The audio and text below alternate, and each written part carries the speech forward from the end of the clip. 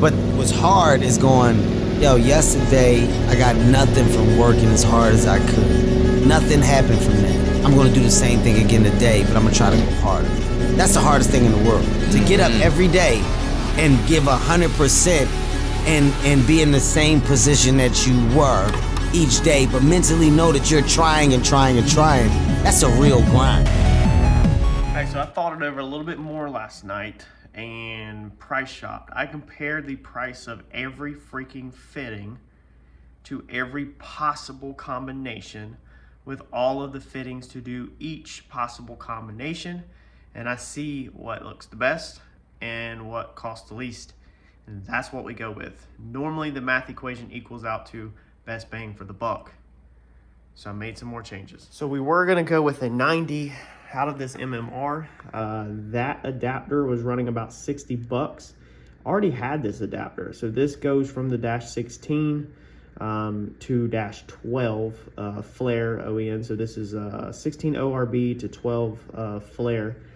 And already had that versus going 16 ORB to 16 flare and then going 16 line. So the old setup, we had dash 20 coming out of this side into the radiator, dash 12 on the heater return, or I think it's the heater return. It has nothing to do with original heater core lines coming out of this side into the radiator. Both of the tops of the motor went into the radiator, but it was 12 on this side, 20 on this side.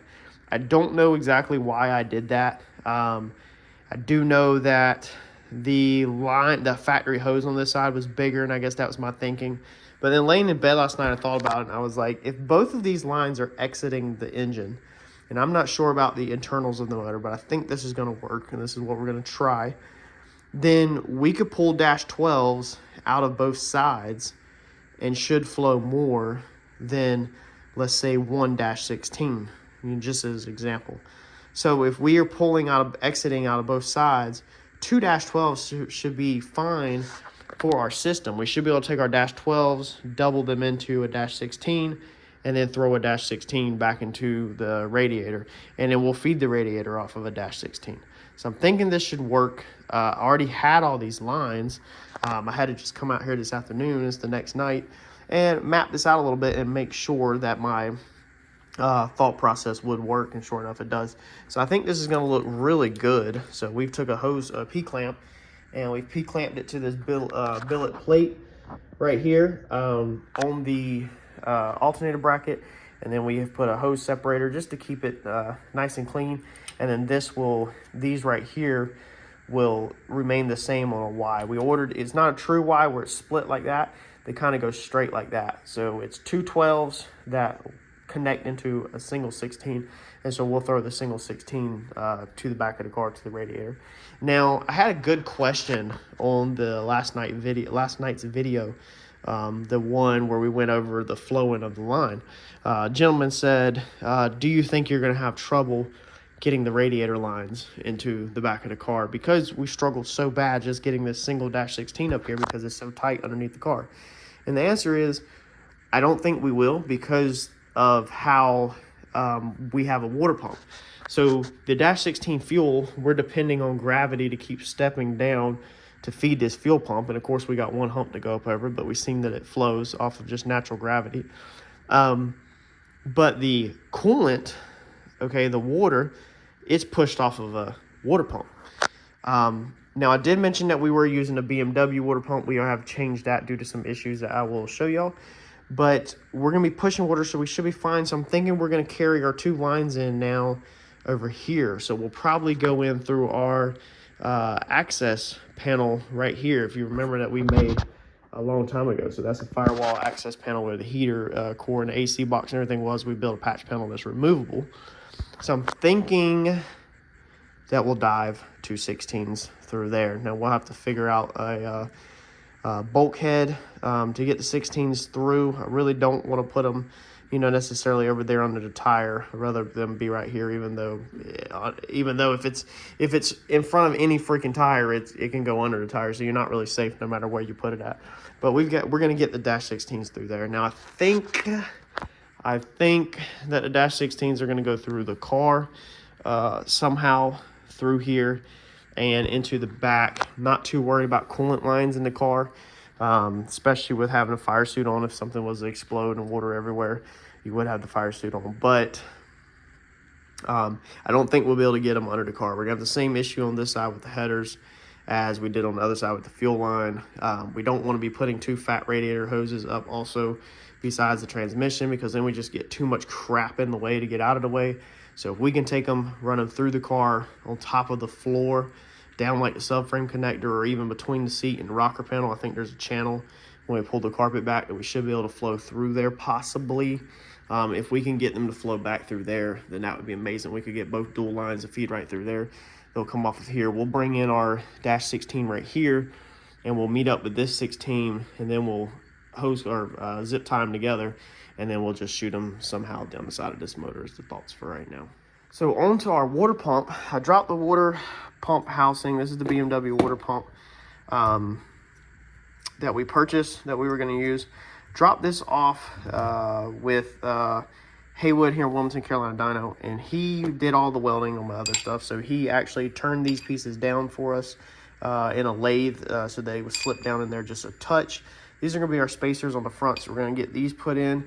And then he also went ahead for us today, and Randy Haywood banged out our fittings. So he went ahead and welded our dash 16 on the front, or on the top of our fuel cells for a vent, and then he put our dash 16 in the bottom down here. Okay, this is going to be the feed line, and then he also deleted the fittings in the bottom. So we had fittings in the bottom, and he cut us a filler plate right here and welded that up and deleted that. So Haywood's not bad at all at welding. This is some cheap Chinese stuff, so it adds a little bit of trickiness to it. If you've ever welded on Chinese stuff, I haven't, but I've watched a couple people do it, and it definitely doesn't weld as smooth as clean metal. So he goes to do our water pump, and he starts to weld this 16 on here, and it is just being an absolute nightmare. So it is popping, and it is rolling black smoke, he said, and then all of a sudden puffing like green smoke, and it is just nasty, nasty stuff, as you can see. And so he cut it off because it was like not wanting to, I think it wasn't wanting to stick very good, and you can just see all of the holes in it. Now, it looks like it honestly might have been perfectly fine, but he wasn't happy with it. He was pretty picky about his stuff, and if he doesn't feel like he's turning out a decent job, then he can't do it. So, or he won't do it. So I think we're not going to be using the BMW water pump. I got a feeling if somebody knew how to weld aluminum, that you could probably get it to work, because I mean, he literally cut it off, and you could see that it was all there. I think it was stuck. I wasn't there when he welded it, but he decided that this just wasn't going to be up to his standard that he was acceptable, or that he found acceptable, and he didn't want to do it, basically. So, I mean, look, it's got like the pores in it and everything. But like I said, if you look in the bottom, I believe that it had a good stick and that it would not have leaked. So he did not move forward with putting the 20 on it. He quit on it, and he was just like, man, I just can't, I'm not welding this. So he didn't do it. With that said, he offered me a Davis Craig pump used that he had pulled off of another car for $100 with the mount. So we're going to roll with that. You can't really go wrong with that. It's a pretty good deal. And now that we're on methanol, some of our previous concerns of having to be able to service the water pump can kind of be put to the wayside a little bit, because methanol you can run without a water pump to an extent. You would still have the radiator flowing, but you still need a water pump if you're gonna like street cruise it. But as you have probably noticed, I have lost my street car title, and so it's no longer, we're gonna try to avoid the topic of talking about cruising it or being a street car, driving it to work, or anything like that. So therefore, I think we can put the water pump worries to the side, and we can go with just a Davis Craig one, and I think we'll be perfectly fine, because even if we're at the dyno or the racetrack or something and the water pump goes down, I think we will be obviously perfectly fine to move forward. Now, have you seen John's video? Just put the water pump on, or the radiator on his car, because it's pretty important to have it for when you're going lots of rounds like we did at Dig or Die and stuff like that with John's car. I feel like John lost a couple of races, including Dig or Die, and another one because the car was at a high temperature. He didn't really go over it in depth in his video. I'm not going to touch on the topic because that's his business, but he said in his video, and I can say it too, that the car was at a higher temperature, and we feel like, my opinion, pure opinion, is that if the car would have been at a cooler temperature, it would have performed better, and that he probably could have gave that boy a run for his money come Dig or Die. He was closing in on him, but we were rushed into them finals. So having a radiator on a car, even with methanol, can be important when you're starting to go rounds after rounds, especially with the no prep scene. They tend to be a little rougher and push a little harder. They wanted to give us 5 to 10 minutes between that final, the last Dig or Die, the finals. We pushed for 10 to 15 and we got 10 minutes to cool the car down. Whereas when we go racing with Randy for radial racing, they like to keep it moving fast too. But I think that the people putting on the races allow a little bit more time because of the simple level of the car. So you know at that level of radial racing that nobody has radiators. Whereas Dig or Die, no prep, you know that some of these are street cars, radiators, stuff like that.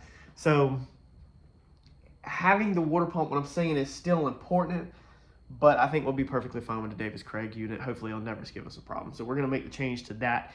With that said, if anybody wants this BMW water pump, you can look up the information on it. I'm going to go ahead and link in the video right now in the description another link to a video about the BMW water pump. It's not this exact one. He's talking about the 400, but he does touch on the topic of this one. This one's pretty much the same. It's just not the 400 one, but these are PWMs, so you can control these just like we built the table to control our alternator a little while back with a PWM in the Holly. You can control these water pumps off of that. So this is a pretty nice unit that you can pick up at the parts store. If anybody wants this, you can have it for what I paid for it. I got it for a deal on eBay, cheaper than anywhere else. I think it was 55, 60 bucks.